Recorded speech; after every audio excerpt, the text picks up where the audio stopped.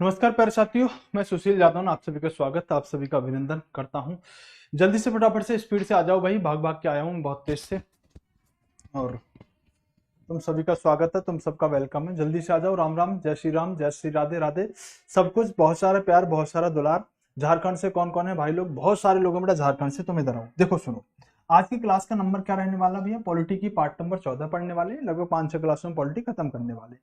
दूसरी बात अगर हम बात करें तो दोस्तों, हमारी जो क्लास का टाइम टेबल है, मैं आपके सामने कितने बजे आता हूं? तो रात के 9 बजे, यानी कि जैसे ही घड़ी के 9 बजते हैं आपके सामने आपका भाई उपस्थित हो जाता है और बहुत बेहतरीन तरीके से धुआं धुआं करता है। दोस्तों सुबह 9 बजे रीजनिंग की क्लास, 10 बजे साइंस की क्लास और 10 बजे ही मैथ की क्लास हो रही होती है, ये भी आपको पता होना चाहिए। साथ के साथ दोस्तों बात करें, जो आपको पीडीएफ मिलेगी वो इस टेलीग्राम पर मिलेगी, साइंस मैग्नेट के नाम से जाके इसे आप ज्वाइन कर लीजिएगा। इसमें आपको पीडीएफ मिलती रहती है। दूसरी बात और महत्वपूर्ण बात कि दोस्तों, अगर आपको हमारा कोर्स चाहिए तो कोर्स अभी आप 399 रुपए में खरीद सकते हो। पहले इसकी फीस आती है 599 रुपए की थी, फिर 499। वॉइस अभी भी नहीं आ रही है क्या? क्या हो गया बेटा इनको, वॉइस वालों को? सब आ रही है, तुम शांति से पढ़ो।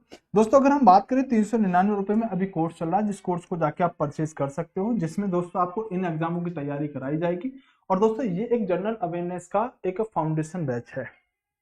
क्या है? जनरल अवेयरनेस का एक फाउंडेशन बैच है, जिसमें दोस्तों आप बेहतरीन तरीके से अपनी तैयारी को कर सकते हो। और इसमें क्या क्या मिलेगा? तो दोस्तों इसमें आपको कंप्लीट थ्योरी मिलेगी, साथ के साथ क्वेश्चन भी मिलेंगे। डेली लाइव क्लास तो मिलेगी, बाद में रिकॉर्डेड देख सकते हो। 2024 के क्वेश्चन भी करवाए जाएंगे, बायलिंगुअल कंटेंट, फ्री पीडीएफ, और दोस्तों आपको टेस्ट सीरीज भी इसके अंदर मिल जाएगी। कोर्स वाले सेक्शन में जाके दोस्तों यहाँ पर जनरल अवेयरनेस का निर्माण बैच मिल जाएगा, जनरल अवेयरनेस का, जाके आप इसे बाय कर सकते हो। चलो, तो कहां तक मैंने दोस्तों पढ़ लिया था? थैंक यू आ गया क्या टाइम से पहले? हाँ भाई, मैंने आपको एक सिंपल सी बात बताई थी कि दोस्तों हम जो पढ़ रहे थे वो विधानसभा, लोकसभा, इन सबको पढ़ रहे थे। विधानसभा, लोकसभा, विधान परिषद, है ना, राज्यसभा वगैरह। तो हमने अभी तक जो बात करी थी वो बात कर रहे थे दोस्तों हम पार्लियामेंट पर, यानी कि संसद पर। और मैंने कहा कि दोस्तों ये अनुच्छेद जो है याद करने बहुत क्या होते हैं, सरल होते हैं। याद आ रहा है? कुछ नहीं आ रहा? खोपड़ी खाली तो नहीं हो रखी? स के नीचे क्या लिखेंगे दोस्तों? 79 लिखेंगे। मतलब जो संसद है वो आपका अनुच्छेद 79 में हो जाएगा। रह के नीचे इसके अगला नंबर लिख देंगे, 79 से अगला 80, और 80 से अच्छा अगला साथियों ल के नीचे लिखेंगे तो 81, यानी कि र मतलब दोस्तों राज्यसभा जो है वो आपका अनुच्छेद किस में है दोस्तों? वो आपका 80 अनुच्छेद में हो जाएगा। ल मतलब लोकसभा, लोकसभा किस में है दोस्तों? ये आपका कहेंगे तो दोस्तों अनुच्छेद 81 में हो जाता है। दोस्तों हम लोकसभा राज्यसभा के बारे में अभी तक बात करके चल रहे थे, कोई समस्या हमें नहीं आ रही थी। साथ के साथ मैं ये भी कह के चल रहा था आपसे कि जैसे दोस्तों राज्य, जैसे देश के अंदर संसद होता है, ऐसे ही दोस्तों राज्यों के अंदर विधानमंडल सिस्टम होता है। यानी कि एक ऐसी व्यवस्था जो राज्य के लिए कानून का निर्माण करती है, वो साथियों आपकी विधानमंडल होती है। राज्य के लिए कानून बना रहा है विधानमंडल, देश के लिए कानून बना रहा है पार्लियामेंट यानी कि संसद। दोस्तों अगर हम बात करें तो विधानमंडल के जो अंग होते हैं, इसमें एक होता है विधान परिषद, जिसे आप लेजिस्लेटिव काउंसिल के नाम से जानते हो। एक होता है आपका विधानसभा, जिसे आप लेजिस्लेटिव असेंबली के नाम से जानते हो। और दोस्तों जैसे हम संसद के संबंध में राष्ट्रपति पढ़ते थे, ऐसे ही यहां हो जाएंगे गवर्नर यानी कि राज्यपाल। तो दोस्तों यहां जो सिस्टम बना है वो इन तीन चीजों से मिलकर बना है, यानी कि राज्य का स्ट्रक्चर, देश का स्ट्रक्चर जो बनता है दोस्तों वो आपका किससे बनता है? हम कहेंगे संसद से मिलकर बनता है। ये बात मैं आपको सिखाते हुए बहुत बेहतरीन तरीके से चला आ रहा था, बढ़ता चला आ रहा था। आपको अभी तक दोस्तों कोई प्रॉब्लम नहीं आ रही थी। हाँ, थोड़ी सी हमारी चीज लोकसभा के संबंध में बची थी, और फिर साथियों हमने सारी चीजें खत्म कर ली थी, सारी चीजें खत्म कर ली थी। ठीक है दोस्तों, देखो सिंपल सी बात समझना कि जो हमारी लोकसभा है, जो लोकसभा है उसके अंदर दोस्तों अगर हम अधिकतम सदस्यों की बात करें, लोकसभा में कितनी सीटें हैं, कितने लोग अधिकतम जाके बैठ सकते हैं? तो 550 जाके बैठ सकते हैं। पहले ये संख्या 552 हुआ करती थी।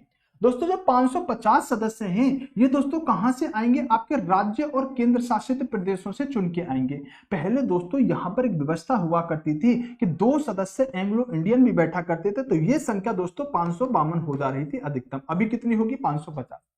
अब एंग्लो इंडियन की व्यवस्था को हमने समाप्त कर दिया। हमने दोस्तों 104वां संविधान संशोधन किया है, अभी आपको बताऊंगा।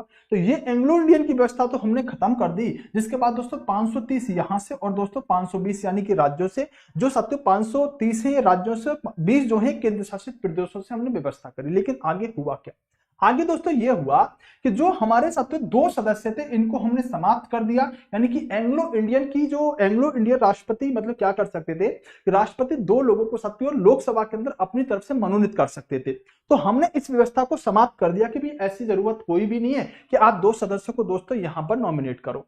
तो 545 जो सदस्य संख्या थी, ये दो माइनस करें तो दोस्तों आज के समय में जो है ना वो 543 सदस्य संख्या है। अधिकतम कितनी हो सकती है 550, वर्तमान में कितनी है 543। लेकिन दोस्तों बात करें 530 माइनस 6 किया गया है और 13 प्लस 6 किया गया है। तो दोस्तों आपको बताना चाहूंगा कि 5 जब जम्मू कश्मीर राज्य बना तो जम्मू कश्मीर राज्य और जो लद्दाख का क्षेत्र हुआ करता था, तो एक सीट यहां पर लद्दाख की और 5 सीट दोस्तों यहां पर जम्मू कश्मीर की। तो दोस्तों इसी तरह से 530 जो राज्य की हम काउंट कर रहे हैं ना, वो दोस्तों 530 से घट के 524 रह जाएंगी, 6 आपकी जम्मू कश्मीर वाली खत्म हो जाएंगी, जिसमें दोस्तों आपकी एक लद्दाख की, 5 दोस्तों जम्मू कश्मीर की। तो 6 ये केंद्र शासित है ना, वो केंद्र शासित प्रदेश बना दिया, तो 6 जाके यहां पर जुड़ जाएंगी। आने वाले समय पे दोस्तों यहां पर 19 सीट और यहां पर 530 दिखाई दे रही होंगी। ये दोस्तों हमने बात करी लोकसभा के बारे में। सिंपल बात क्या पूछेगा, वर्तमान में कितनी है, अगर ये पूछ ले दोस्तों वर्तमान में कितनी है, तो वर्तमान में दोस्तों आप 543 बताएंगे। कितनी बताएंगे दोस्तों, वर्तमान में लोकसभा की सीटों की संख्या 543।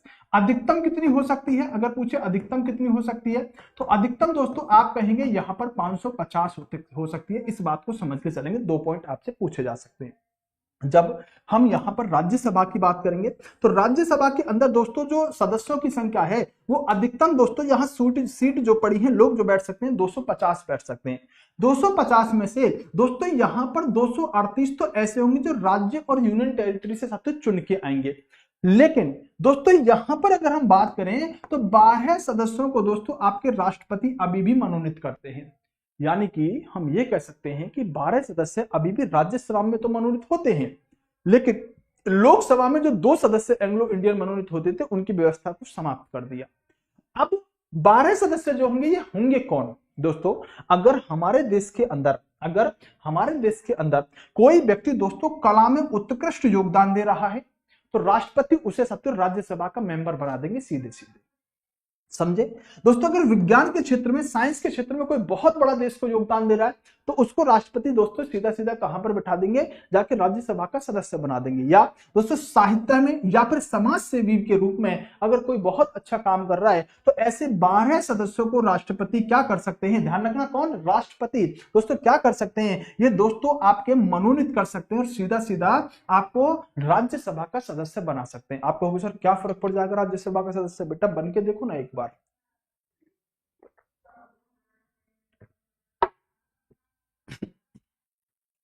अगर आज में कभी कोई ये कहे, राष्ट्रपति या कोई भी कहे कि बताओ आप क्या मांगना मांगना चाहते हो, मतलब आपको एक दिल्ली पुलिस के अंदर नौकरी दे दी जाए, आपको सब इंस्पेक्टर की नौकरी दे दी जाए है ना, इस तरह से आपसे कभी कोई कहे तो आप कहना मुझे संसद का सदस्य बना दो, संसद का सदस्य बना दो।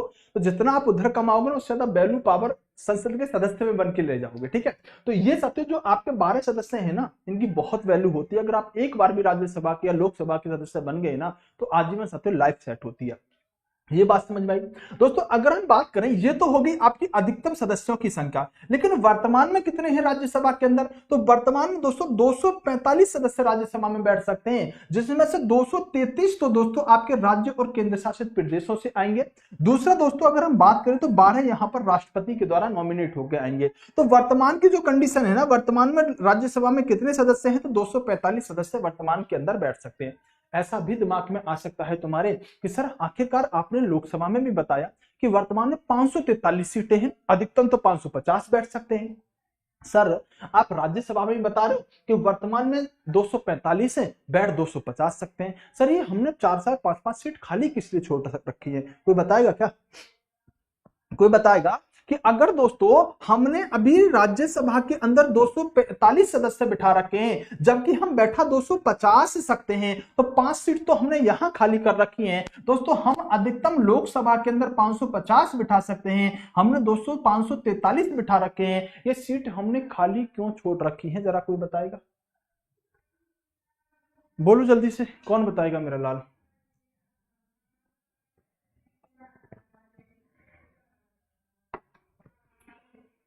एसटीएम बन जाना बेटा, पहले ग्रुप डी की तैयारी कर लो। आ जाओ।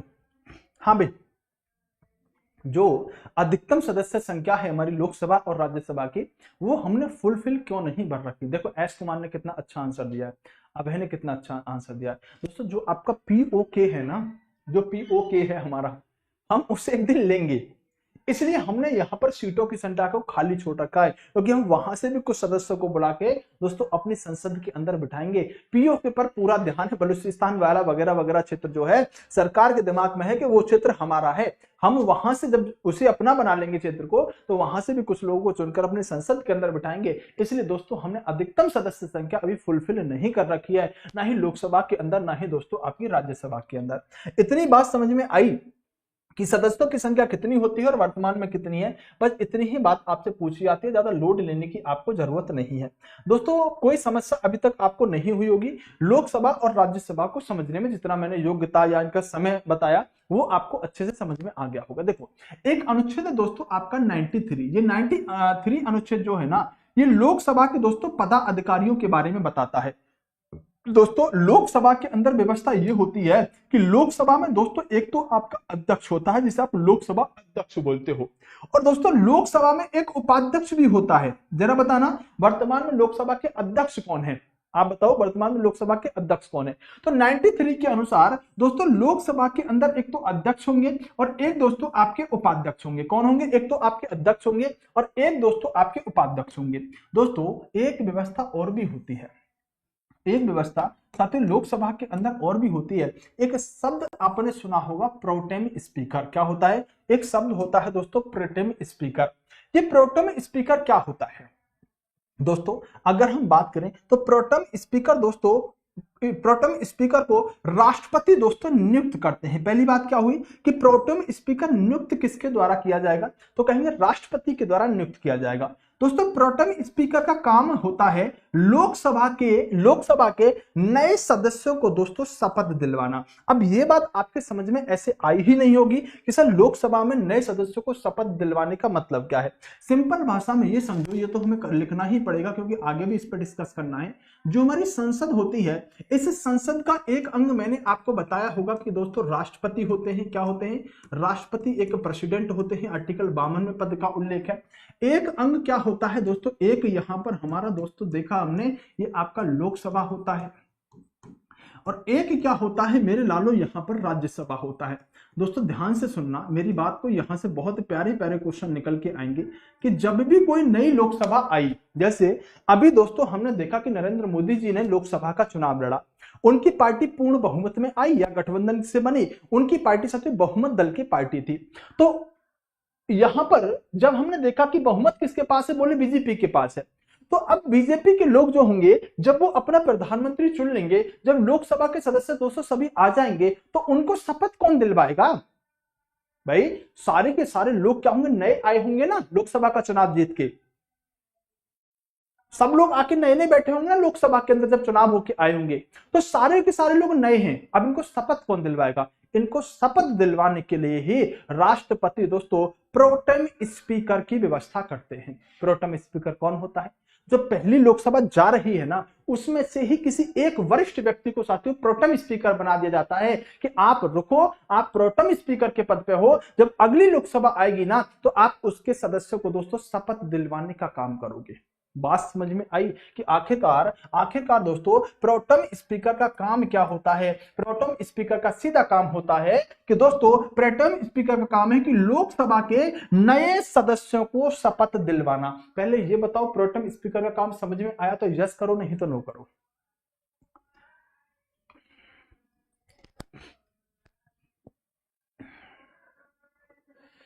मामा शकुनी कह रहे हैं कि बैच में डिस्काउंट करो। चलो बेटा देख लेंगे एक बार, आप ना जो नंबर दे रखा है ना हेल्पलाइन नंबर वगैरह, उस पर एक बार मैसेज कर देना, कुछ हो सकेगा तो एक बार मैं बात कर लूंगा, ठीक है।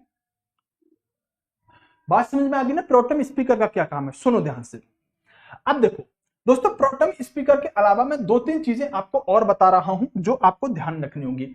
एक तो टर्म्स होता है दोस्तों आपका प्रोटेम स्पीकर, जो आपको अच्छे से समझ में आ गया, बहुत ज्यादा परेशान नहीं किया होगा। दोस्तों अगर मैं आपसे ये पूछ लूं कि ये बताओ छाया मंत्रिमंडल क्या होता है, जरा बताना। मैंने कहा कि दोस्तों छाया मंत्रिमंडल क्या होता है, दो शब्द लिखता हूं मैं, एक मैंने लिखा छाया मंत्रिमंडल, शैडो कैबिनेट कह सकते हैं। और एक शब्द और लिखता हूं दोस्तों, जिसे आप किचन कैबिनेट कह सकते हो। क्या कह सकते हो? किचन कैबिनेट कह सकते हो। सिर्फ आपसे ऐसे ही क्वेश्चन पूछेगा कि ये बताओ बेटा, किचन कैबिनेट कौन होते हैं और छाया मंत्रिमंडल कौन होते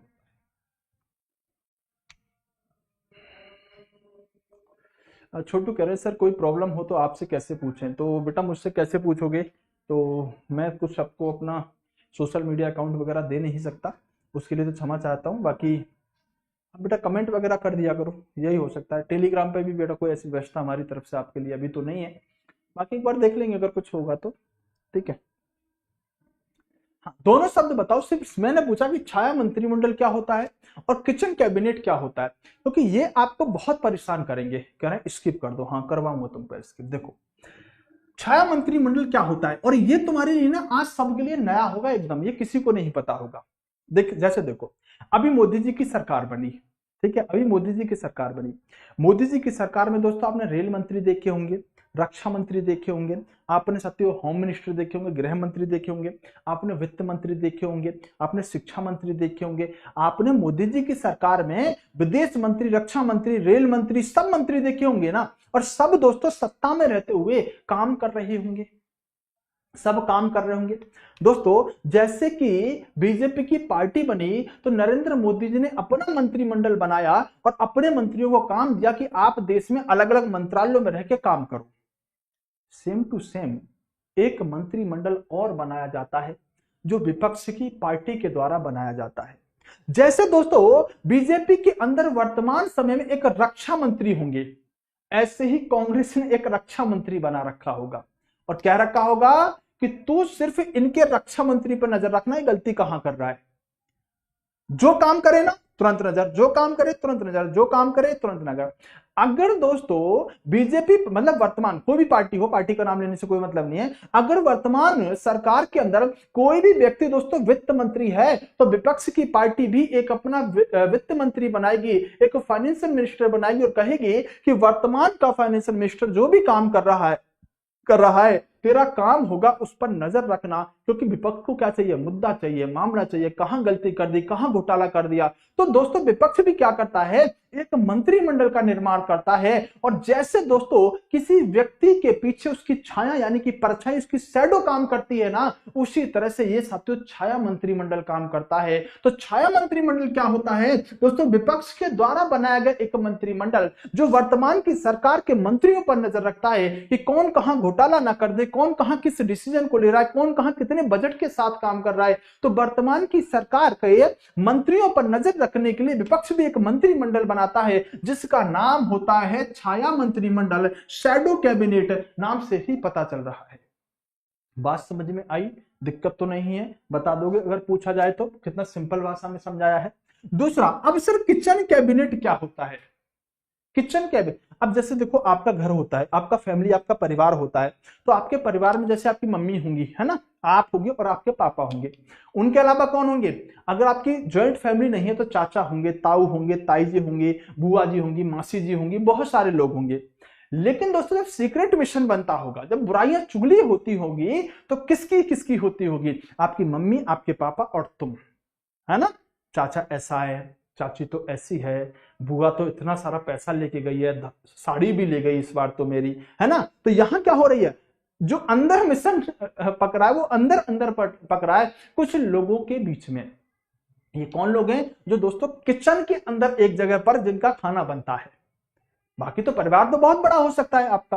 दोस्तों उसी तरह से एक किचन कैबिनेट होता है, यानी कि जो भी सरकार, जो भी सत्ता पार्टी इस समय सत्ता के अंदर है, उसके कुछ खास अपने व्यक्ति, जैसे नरेंद्र मोदी जी प्रधानमंत्री हो गए, अब वो जाके पूरे देश के मंत्रियों से थोड़ी बात करते हैं। अमित शाह को बिठाते हैं, राजनाथ सिंह को बिठाते हैं, या निर्मला सीतारमण जी को बिठा लिया और पार्टी के अध्यक्ष को बिठा लिया, 5-6 लोग पूरा डिसीजन ले लेते हैं ना। तो इसे कहते हैं किचन कैबिनेट। क्या कहते हैं? Kitchen cabinet. मतलब मोदी जी के साथ मंत्री तो बहुत हैं, लेकिन कुछ खास मंत्री जो है ना, उन मंत्रियों को किचन कैबिनेट कहा जाता है। बात समझ में आई? क्लियर हुई? कोई दिक्कत, कोई समस्या? बोले सर नहीं है। प्रोटेम स्पीकर क्या होता है? बात समझ में आई? कोई दिक्कत? सर आप यूपीएससी की तैयारी कर रहे हैं ना अभी, बेटा पता नहीं मैं क्या कर रहा हूं।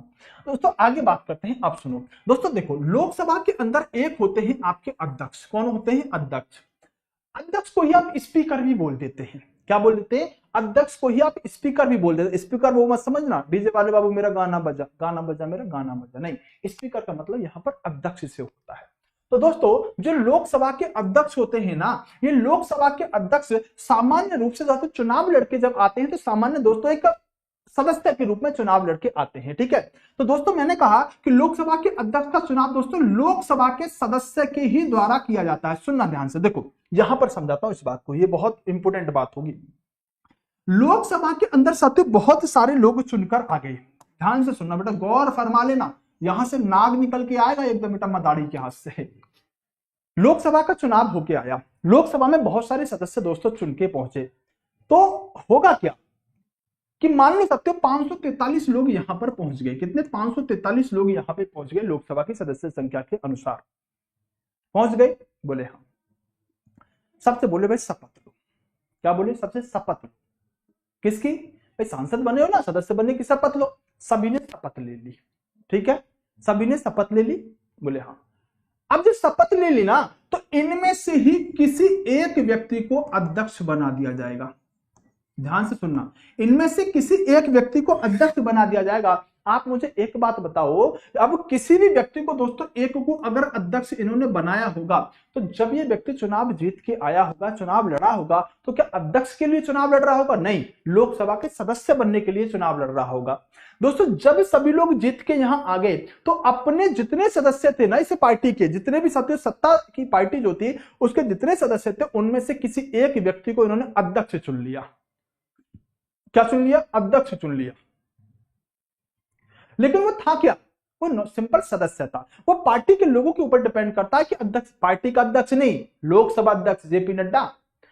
किसका? लोकसभा के अध्यक्ष की बात कर रहे हैं, पार्टी के अध्यक्ष की बात नहीं कर रहे बेवकूफो। कहां है बुद्धि? खोपड़ी में है या फिर चरने के लिए गई है? पार्टी का अध्यक्ष थोड़ी पढ़ाऊंगा मैं तुम्हें, मैं पढ़ा रहा हूं बेटा लोकसभा का अध्यक्ष। लोकसभा का अध्यक्ष कैसे बनेगा? लोकसभा के सदस्यों में से ही एक व्यक्ति को लोकसभा अध्यक्ष बना लिया जाता है। तो उसी को दोस्तों हम क्या कहते हैं? यहां पर लोकसभा के अध्यक्ष के रूप में जानते हैं। तो सिंपल भाषा में यह समझना कि लोकसभा के अध्यक्ष का चुनाव लोकसभा के सदस्यों के द्वारा किया जाता है। जो भी बात मैंने आपको समझाई। दूसरी बात दोस्तों, लोकसभा के अध्यक्ष के रूप में इन्हें अलग से शपथ नहीं लेनी होती, बस खोपड़ी में छेद कर लेना, यह क्वेश्चन आपसे बनेगा ही बनेगा। दोस्तों अध्यक्ष जो बन जाएगा, जो भी अध्यक्ष बन जाएगा, वो अपना त्याग पत्र जो देगा ना, वो अपना त्याग पत्र दोस्तों उपाध्यक्ष को देगा। वो अपना त्याग पत्र उपाध्यक्ष को देगा। अब क्वेश्चन सुनो ध्यान से क्या है, अभी मैं दोबारा आऊंगा लेकिन सुनो क्वेश्चन क्या है। क्वेश्चन सिंपल सा है, लोकसभा के अध्यक्ष को शपथ कौन दिलवाता है? चलो आंसर करो, देखता हूं कितनी बुद्धि लगाई है तुमने। तुम्हें मारपीट के सिखाना पड़ेगा।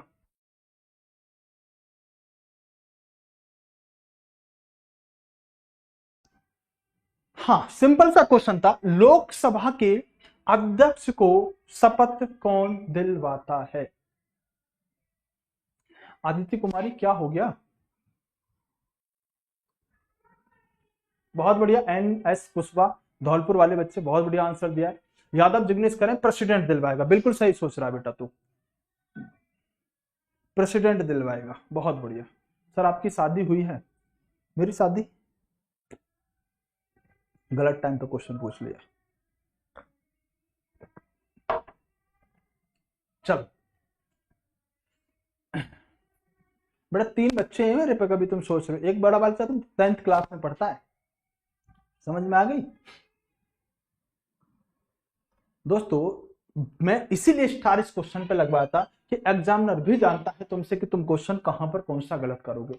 यहां देखना मैंने आपसे क्या बताई थी, इसीलिए बात बताई थी कि जब लोकसभा के सदस्य सभी आ जाएंगे तो सभी लोग शपथ ले लेंगे, और शपथ लेने के बाद वो अपने आप में से ही किसी एक व्यक्ति को अध्यक्ष चुन लेंगे। अपने आप में से किसी एक व्यक्ति को अध्यक्ष चुन लेंगे। अब कोई व्यक्ति, मान लो साथियों ओम बिड़ला जी दोस्तों अध्यक्ष चुन लिए गए, ओम बिड़ला जी अध्यक्ष चुन लिए गए। तो ओम बिड़ला जी ने जब शपथ ली थी तो वो अध्यक्ष पद की ली थी या सदस्य की ली थी? तो कहोगे सर सदस्य की ली थी। तो कभी आपसे अगर ये क्वेश्चन पूछे ना कि लोकसभा अध्यक्ष को शपथ कौन दिलवाता है, तो आप कह देना शपथ नहीं लेते। एकमात्र यही एक क्वेश्चन ऐसा है जहां पर दोस्तों तुम्हें सोच समझ के आंसर शपथ के क्षेत्र में देना होगा कि दोस्तों लोकसभा का अध्यक्ष शपथ नहीं लेता। क्यों? क्योंकि दोस्तों ये जब शपथ ले रहा होता है ना तो एक सदस्य के रूप में शपथ ले रहा होता है, और जब सब सदस्य शपथ ले लेते हैं तो वो अपने आप में से किसी एक को अध्यक्ष चुन लेते हैं। तो क्या ओम बिरला जी जब शपथ ले रहे होंगे तो दोस्तों एक सदस्य बनने के लिए शपथ ले रहे थे, वो अध्यक्ष बनने के लिए शपथ नहीं ले रहे थे। बाद में दोस्तों जब शपथ ले ली तो अपने आप में से ही लोगों ने एक ओम बिरला जी को लोकसभा का अध्यक्ष चुन लिया। तो दोस्तों ये इनको शपथ कोई नहीं दिलवाता। लेकिन अगर सर कुछ डिटेल में क्वेश्चन बने, कुछ ऐसा बने क्वेश्चन ऑप्शन के आधार पर, तो आप ये कह सकते हैं कि लोकसभा का अध्यक्ष सदस्य के रूप में तो शपथ लेता है लेकिन अध्यक्ष के रूप में नहीं लेता। क्या कह सकते हैं? क्या पता ऑप्शन में ऐसे ही सेट किया हो उसने। तो आप क्या कहेंगे कि लोकसभा का अध्यक्ष सदस्य के रूप में तो शपथ लेता है। क्या कहेंगे? लोकसभा का अध्यक्ष सदस्य के रूप में तो शपथ लेता है लेकिन ये दोस्तों अध्यक्ष के रूप में कोई शपथ नहीं लेता। बात समझ में आई? और यही बात लिखी हुई थी कि अध्यक्ष के रूप में इन्हें अलग से शपथ नहीं लेनी पड़ती। चीटिंग भी नहीं आती है तुमसे, चीटिंग भी नहीं कर सकते तुम, देख के भी नहीं बताया जा रहा।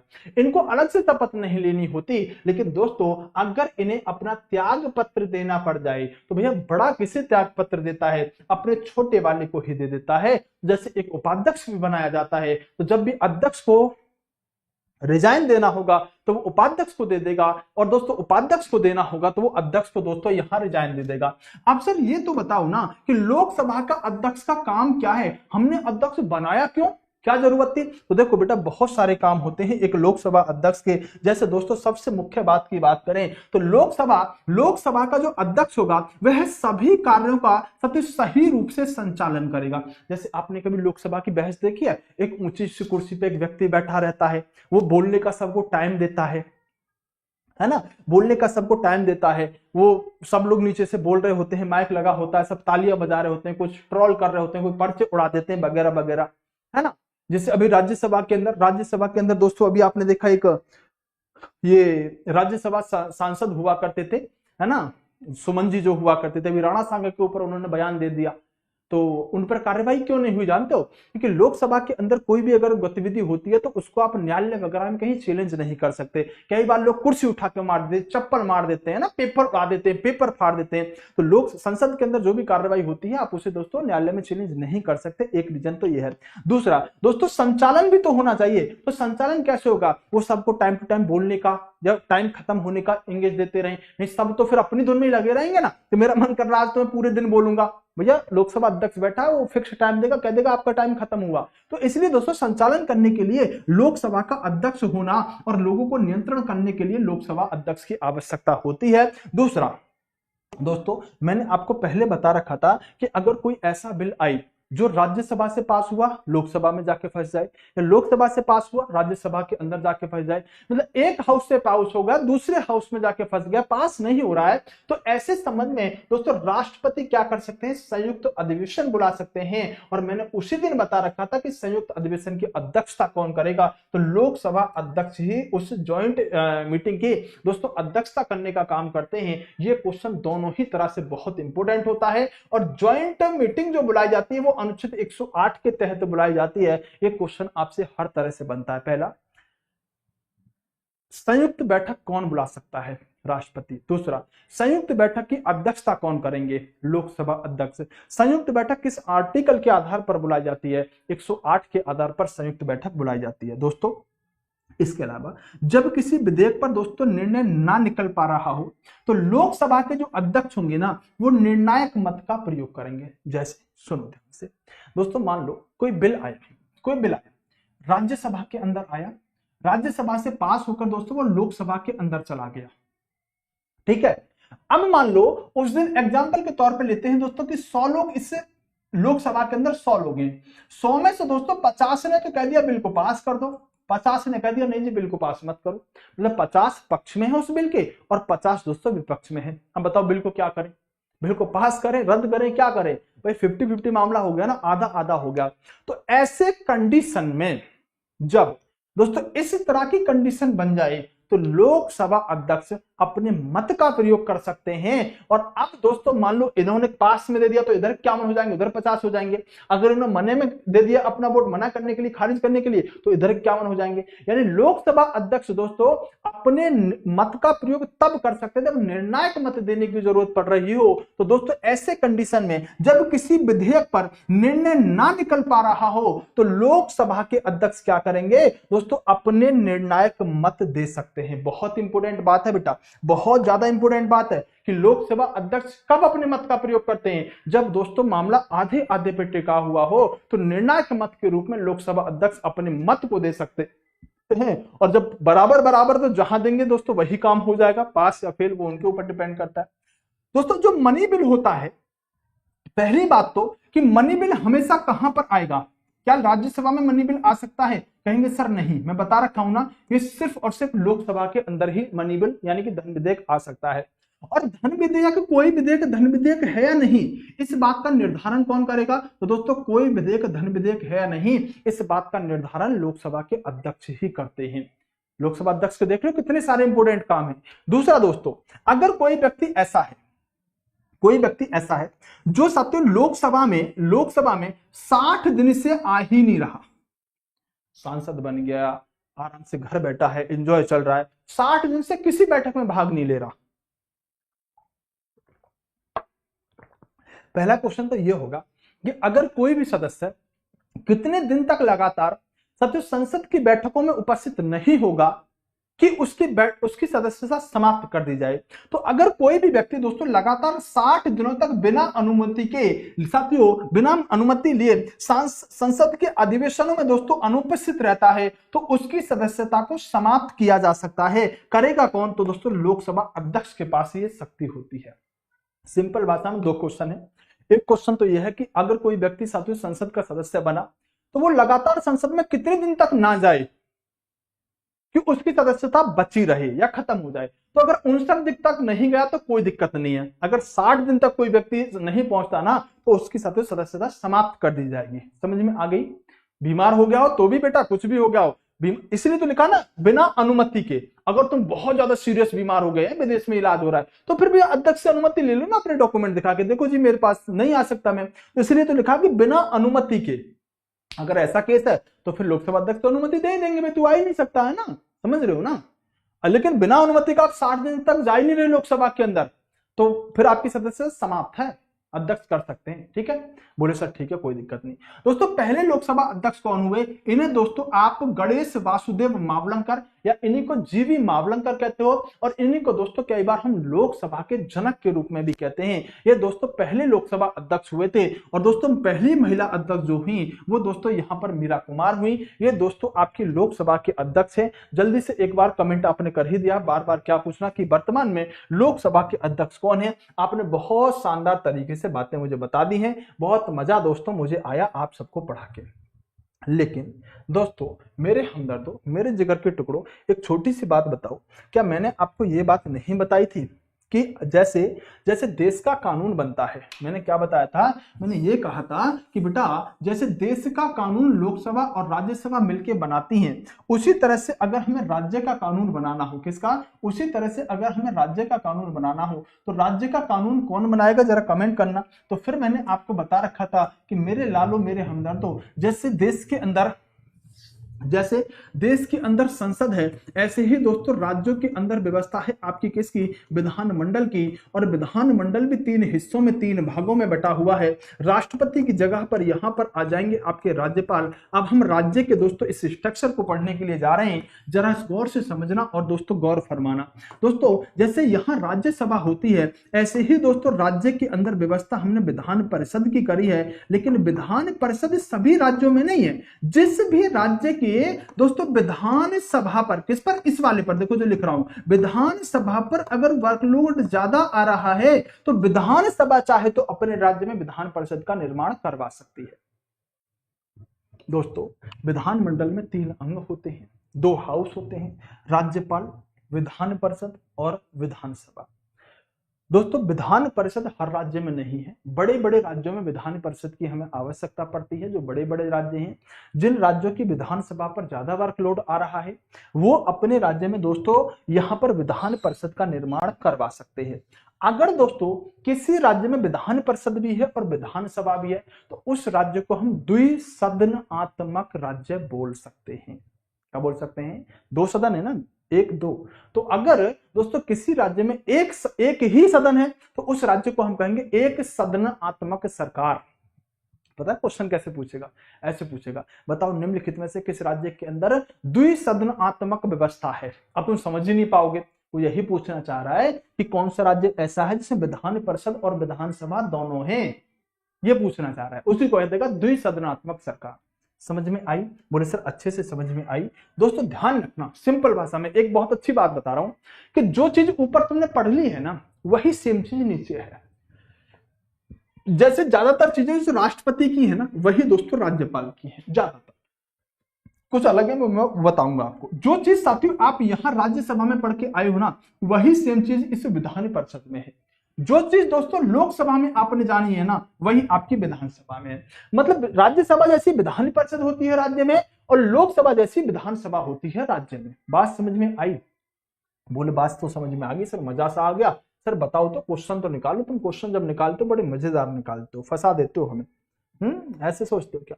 तो देखो विधानमंडल में कितने अंग बताए मैंने। एक तो साथियों आपका विधान परिषद होता है, एक आपका विधानसभा और एक आपका राज्यपाल। ठीक है? बोले सर हाँ। दोस्तों कई राज्यों में यहां पर विधानमंडल जो है वो एक सदनीय है। एक सदन का मतलब क्या होगा कि उस राज्य के अंदर दोस्तों विधान परिषद नहीं होगी। क्या सर ऐसे हो सकता है कि हम ये कहते हैं कि कुछ राज्यों के अंदर एक सदनीय व्यवस्था है, उन राज्यों में विधानसभा नहीं है? क्या ऐसे बोल सकते हैं हम? तुम्हारे घर की सरकार थोड़ी है। हैं?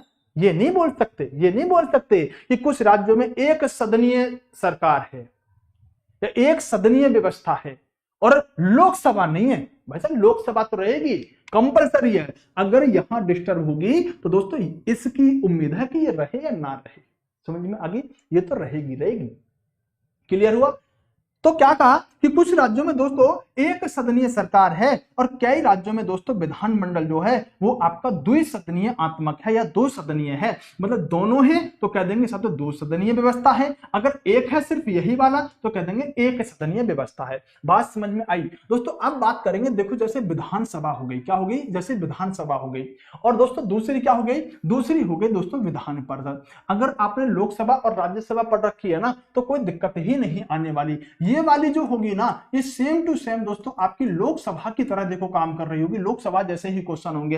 ये जो होगी ना, ये सेम टू सेम दोस्तों आपकी राज्यसभा की तरह काम कर रही होगी। सर कैसे? बताओ। देखो अगर हम लोकसभा की बात करें, मतलब विधानसभा की बात करें, तो विधानसभा को कहा जाता है निम्न सदन। क्या बताओ लोकसभा को निम्न सदन नहीं कहा जा रहा था? कहा जा रहा था। दोस्तों जो विधान परिषद है इसको कहा जाता है उच्च सदन। क्या बताओ राज्यसभा को उच्च सदन नहीं कहा जा रहा था? कहा जा रहा था ना। दोस्तों ये जनता का सदन होता है। विधानसभा क्या है? ये दोस्तों जनता का सदन है। और दोस्तों ये आपका चर्चित लोगों का सदन है। जनता के लोग ही तो विधानसभा के अंदर बैठते हैं। दोस्तों जो यहां बैठेगा ना व्यक्ति, वही तो आपका विधायक कहलाएगा। विधायक कोई और थोड़ी होगा, विधायक यहीं तो जाके बैठेगा, इसको विधायक कहेंगे। ठीक है? दूसरी बात दोस्तों, ये क्या है? जनता का सदन है, क्योंकि जनता ही तो विधायक के लिए वोट डालती है दोस्तों। दूसरी बात दोस्तों, विधानसभा को कहा जाता है प्रथम सदन और विधान परिषद को कहा जाता है द्वितीय सदन। ठीक है दोस्तों, ये क्या है? एक स्थायी सदन है। जैसे लोकसभा स्थायी था, ये भी स्थायी है। 5 साल के लिए चुना जाएगा, 5 साल के बाद दोबारा चुनाव होंगे, फिर कोई और विधायक बनेंगे और वो विधायक अपना एक मुख्यमंत्री बनाएंगे। दोस्तों इसको कहा जाता है स्थायी सदन। जैसे राज्यसभा नहीं था, हर 2 वर्ष के बाद 1/3 सदस्य को हटा रहे थे, इसमें भी ऐसे हटाएंगे, इसीलिए तो इसको स्थायी सदन कह रहे हैं हम। राज्यसभा पढ़ लिया ना तो समझे विधान परिषद पढ़ के बैठे हो, बस तुम्हें बुद्धि में डालना है तुम्हारे। ठीक है? सुनो दोस्तों, ये जो है विधानसभा, ये युवाओं का सदन है। और दोस्तों ये आपका क्या है? यहां पर बड़ों का सदन है। क्यों? क्योंकि दोस्तों विधान परिषद के लिए जो उम्र चाहिए वो आपकी दोस्तों 30 साल चाहिए, जैसे राज्यसभा में चाहिए थी। और यहां पर दोस्तों कितनी चाहिए? 25 साल उम्र चाहिए, जैसे लोकसभा में चाहिए थी। तो इसलिए इसे युवाओं का सदन कह दिया गया। क्या कह दिया गया? युवाओं का। कौन है बेटा ये MR लखन करके, उर्दू लिखता है। बेटा पाकिस्तान के इस्लामाबाद से सो नहीं देखते तुम हमारी क्लास को, तुम उर्दू क्यों लिखते हो? बेटा मुझे नहीं आती उर्दू। तुम कहीं ऐसा तो नहीं मास्टर को उल्टा सीधा लिख रहे हो, मास्टर को पता नहीं चल रहा? ये तो इस्लाम क्या इसने हरे भरे से झंडे लगा रखे, क्या कर रहा है हमारी क्लास में, क्या लिख रहा है हमारा लखन? मेरे भाई यार हिंदी में लिख ले, इंग्लिश में लिख ले यार, ज्यादा करे तो फिर कन्नड़ वन्नड़ में लिख ले, उर्दू में अपना हाथ तंग है थोड़ा सा, मैथ में लिख दे, समझ जाएंगे हम तेरी भाषा।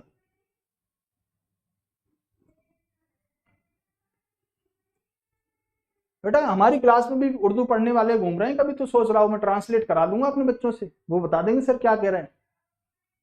दोस्तों देखो, जो हमारी विधान परिषद होती है, ये विधान परिषद जो है मात्र दोस्तों अभी आपके 6 राज्यों में ही है। कितने राज्यों में है? 6 राज्यों में विधान परिषद है। मतलब ये कह सकते हैं कि दोस्तों द्विसदनीय व्यवस्था जो है वो आपके 6 ही राज्यों के अंदर है भारत में।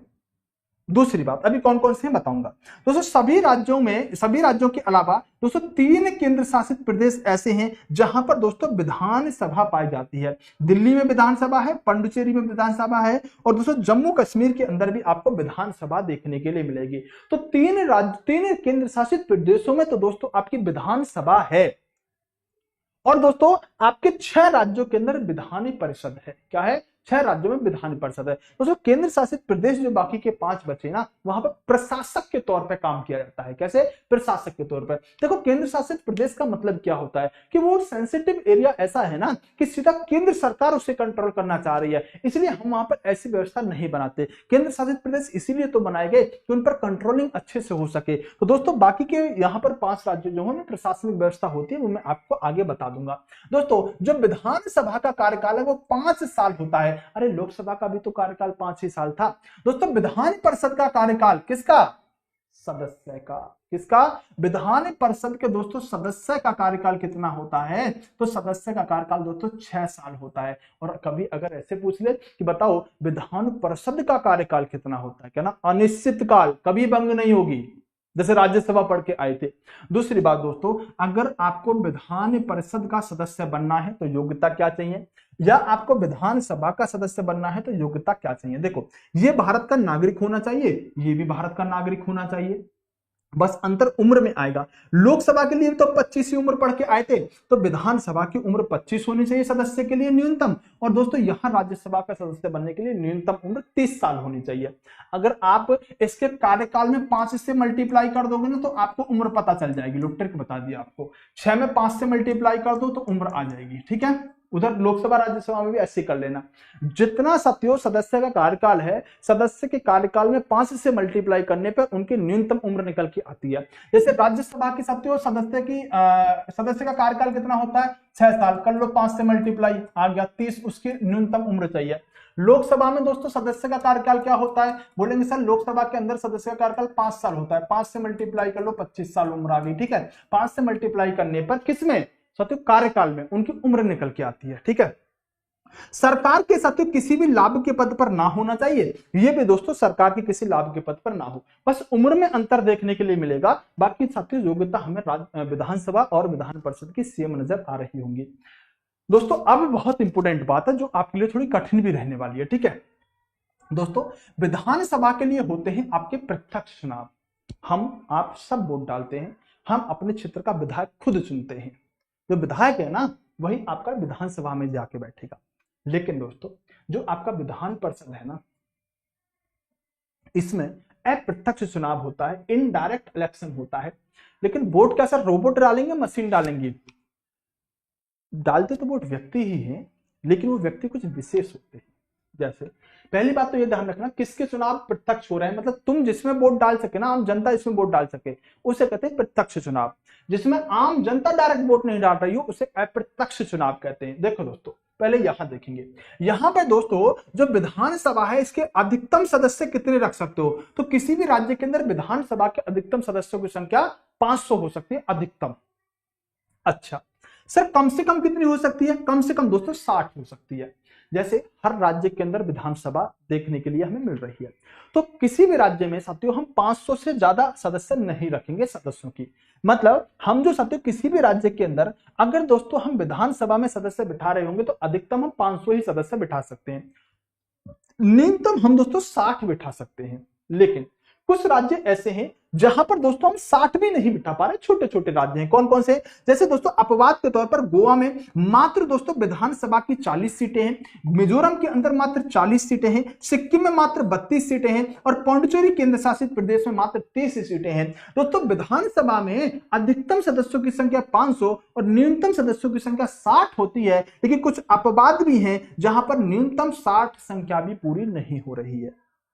दोस्तों अगर आप मुझसे ये पूछें कि सर ये तो बात आपने बता दी लोक विधानसभा वाली, सर ये बताओ ना विधान परिषद में कितने सदस्य हो सकते हैं, तो दोस्तों इसकी कोई संख्या निर्धारित नहीं होती, ये डिपेंड करता है इस पर।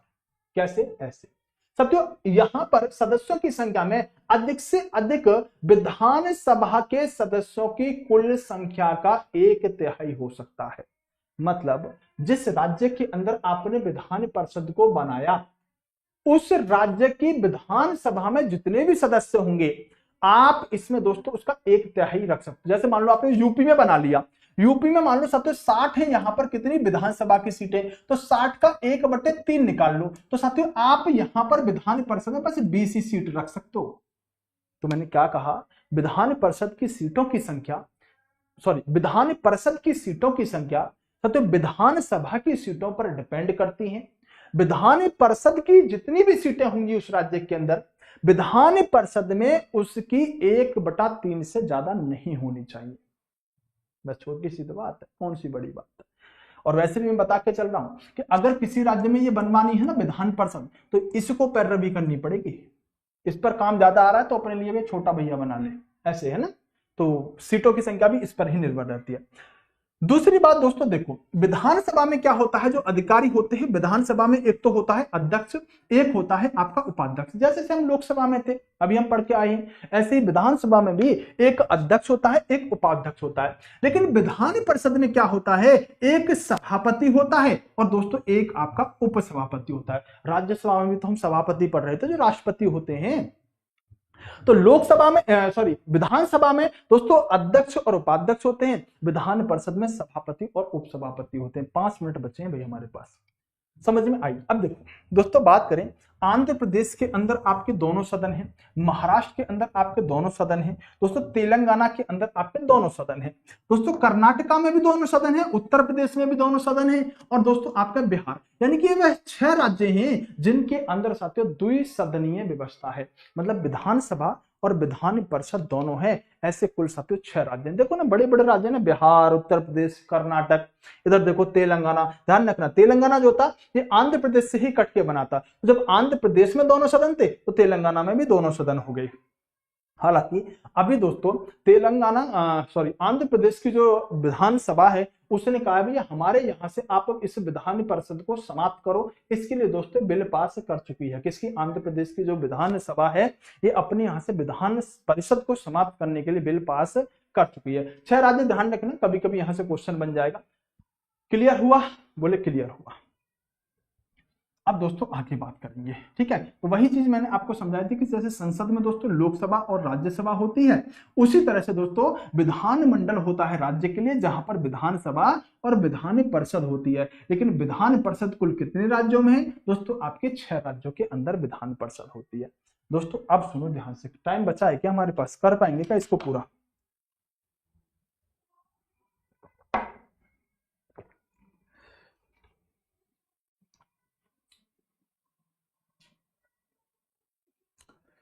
गुरुजी नमस्ते। रुचि यादव ब्लॉग, आजकल तो बड़ा सब ब्लॉगर बन जाते हैं, हम ही ब्लॉगिंग नहीं कर पाते बस।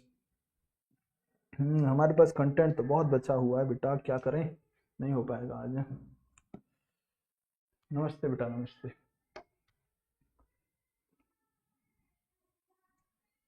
आपको शादी की कानों की आवाज आ रही है ना? हमारे नीचे कब रहे हैं? तुम कहो तो अभी ये शादी मुहूर्त ये सब रुकवा दूं जाके नीचे? हाँ भाई कोई डाउट है तुम्हारा तो पूछो जल्दी से। सर यहाँ बहुत सारे छपरी हैं। हाँ, तुम तो मल्लिका सहरावत हो गए। ये तुम्हें छपरी नजर आ रहे हैं इतने अच्छे अच्छे पढ़ने वाले बच्चे? कौन था ये जो कमेंट कर रहा था, छपरी बता रहा था हमारे स्टूडेंटों को? हाँ, अरे केशव टेंशन मत लो यार, ये मुगल एनसीईआरटी वगैरह हटाने बटाने पर रेलवे में आपको क्वेश्चन मिलेंगे।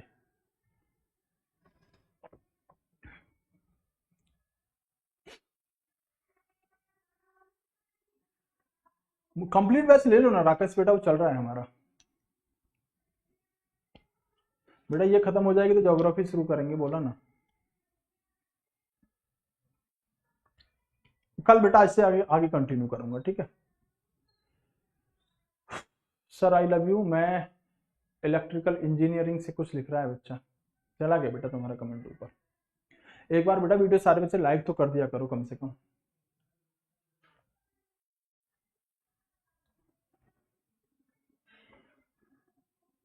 तो माँ के पास मासी की बातें, माँ के पास मासी की बात। तुम अभी माँ और मासी पे ही पड़े हुए हो ना, आगे तो नहीं बढ़ा गया ना उससे। तुम्हें एक छोटा सा एग्जांपल तुम्हें क्या दे दो, तुम्हें मौका मिल जाता है माँ और मासी वाला। देखो हमारा जो बैच है दोस्तों, ये 399 रुपए में आप इसे खरीद सकते हैं। ये बेस्ट दोस्तों कंटेंट के साथ मैं आपको इसमें के अंदर पढ़ा रहा हूँ, और इसमें भी क्लासों की संख्या भी हम बढ़ाने वाले हैं। कंप्लीट थ्योरी मिलेगी और साथ ही साथ इसमें आपको क्वेश्चन भी मिलेंगे। रिकॉर्डेड बाद में देख सकते हो, क्लास लाइव मिलेगी। 2024 की क्वेश्चन कवर कराऊंगा, बायोलॉजिकल कंटेंट होगा, पीडीएफ और टेस्ट सीरीज भी इसके अंदर मिल जाएगी। तो साइंस मैग्नेट से जाके साथ कोर्स वाले फोल्डर में जाके निर्माण बैच आपको दिख जाएगा, जिसे जाके आप बाय कर सकते हो, ठीक है। सर मैं आज आपका बैच लिया हूं तो उसमें शुरू से पढ़ूंगा यूट्यूब, बेटा शुरू से पढ़ना, उसमें बिल्कुल शुरू से पढ़ना, ठीक है। यूट्यूब पर ऐसी बातें मत पूछा करो, यूट्यूब वाले बच्चे मेरे को गरिया देंगे, नहीं तो ये कम बैच वाली बातें बेटा बताई नहीं जाती। वहां पर थोड़ा क्या है ना, वहां पर थोड़ा मतलब कुछ चीजें मैंने एक्स्ट्रा पढ़ा रखी है, तो शुरू से पढ़ना। जो भी बच्चा यूट्यूब का पढ़े ना, वो हिस्ट्री भी दोस्तों शुरू से पढ़ना उसमें कंप्लीट, ठीक है। ऐसे मत सोचना आपने हिस्ट्री यूट्यूब से कंप्लीट कर रखी है, नहीं, उसमें पूरी पढ़ना शुरू से, एक क्लास से। वो आप अंतर समझ जाओगे, ठीक है, खुद समझ जाओगे, मुझे बताने की जरूरत नहीं पड़ेगी। तो ठीक है, फिर आज की क्लास को यहीं खत्म करें। बेटा 299 रखना बेटा, थोड़ा सा परेशान पॉसिबल नहीं था, ये तो महंगा था, वो कर दिया है अभी कम।